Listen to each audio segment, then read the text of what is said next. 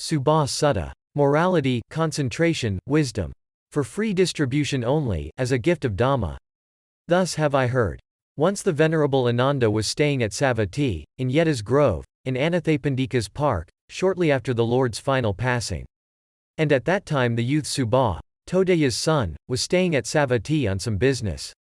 And Subha said to a certain young man, "Go, my lad, to where the ascetic Ananda is.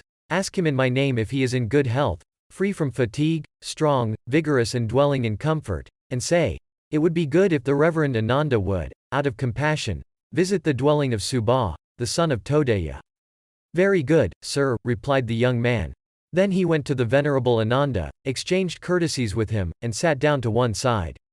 Then he delivered the message. The Venerable Ananda replied, "It is not the right time, young man. Today I have taken some medicine. Perhaps it will be possible to come tomorrow when the time and the occasion are suitable." And the young man rose, returned to Subha and reported what had passed between him and the Venerable Ananda, adding, "My mission has been thus far accomplished, that the Reverend Ananda will probably take the opportunity to come tomorrow."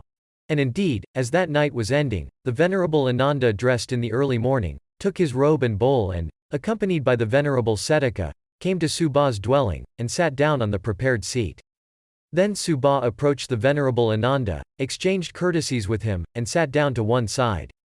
Then he said, "The Reverend Ananda was for a long time the Reverend Gautama's personal attendant, dwelling in his presence and near him. You, Reverend Ananda, would know what things the Reverend Gautama praised, and with which he aroused, exhorted and established people." "Which, Reverend Ananda, were those things?" Subha: "There were 3 divisions of things which the Lord praised, and with which he aroused, exhorted and established people." "Which 3? The division of Aryan morality, the division of Aryan concentration, and the division of Aryan wisdom. These were the 3 divisions of things which the Lord praised."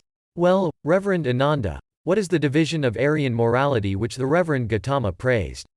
"Young sir, a Tathagata arises in the world. An Arahant, a fully enlightened Buddha, endowed with wisdom and conduct, well-farer, knower of the worlds, incomparable trainer of men to be tamed, teacher of gods and humans, enlightened and blessed. He, having realized it by his own super-knowledge, proclaims this world with its devas, maras and brahmas, its princes and people. He preaches the Dhamma which is lovely in its beginning, lovely in its middle, lovely in its ending, in the spirit and in the letter, and displays the fully perfected and purified holy life. A disciple goes forth and practices the moralities, etc." Digha Nikaya 2, verses 41-63. Thus a monk is perfected in morality. That is the division of Aryan morality which the Lord praised. But something more remains to be done. It is wonderful, Reverend Ananda, it is marvelous. This division of Aryan morality is perfectly fulfilled, not left incomplete. And I do not see this division of Aryan morality fulfilled thus anywhere among the ascetics and Brahmins of other schools. And if any of them were to have found this perfection in themselves, they would have been so delighted that they would have said, we've done enough. The goal of our asceticism has been reached. There's nothing more to be done. And yet the Reverend Ananda declares that there is more to be done. End of first recitation section. Reverend Ananda, what is the division of Aryan concentration which the Reverend Gautama praised? And how is a monk guardian of the sense doors? He guards the sense doors and attains the 4 jhanas. Digha Nikaya 2, verses 64-82. This comes to him through concentration. That is the division of Aryan concentration which the Lord praised. But something more remains to be done. It is wonderful, Reverend Ananda, it is marvelous. This division of Aryan concentration is perfectly fulfilled, not left incomplete. And I do not see this division of Aryan concentration fulfilled thus anywhere among the ascetics and Brahmins of other schools. And if any of them were to have found this perfection in themselves, they would have been so delighted that they would have said, we've done enough. The goal of our asceticism has been reached. There's nothing more to be done.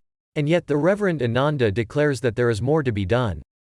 Reverend Ananda, what is the division of Aryan wisdom which the Reverend Gautama praised? And so, with mind concentrated he attains various insights. Digha Nikaya 2, verses 83-84. That is known to him by wisdom. He realizes the 4 noble truths, the path and the cessation of the corruptions. Digha Nikaya 2, verses 85-97. And he knows. There is nothing further here. That is the division of Aryan wisdom which the Lord praised, with which he aroused, exhorted and established people. Beyond that there is nothing to be done. It is wonderful, Reverend Ananda, it is marvelous. This division of Aryan wisdom is perfectly fulfilled, not left incomplete. And I do not see this division of Aryan wisdom fulfilled thus anywhere among the ascetics and Brahmins of other schools. And there is nothing further to be done. Excellent, Reverend Ananda, excellent. It is as if someone were to set up what had been knocked down, or to point out the way to one who had got lost, or to bring an oil lamp into a dark place, so that those with eyes could see what was there. Just so the Reverend Ananda has expounded the Dhamma in various ways. Reverend Ananda, I go for refuge to the Lord Gautama, the Dhamma and the Sangha. May the Reverend Ananda accept me as a lay follower who has taken refuge from this day forth as long as life shall last.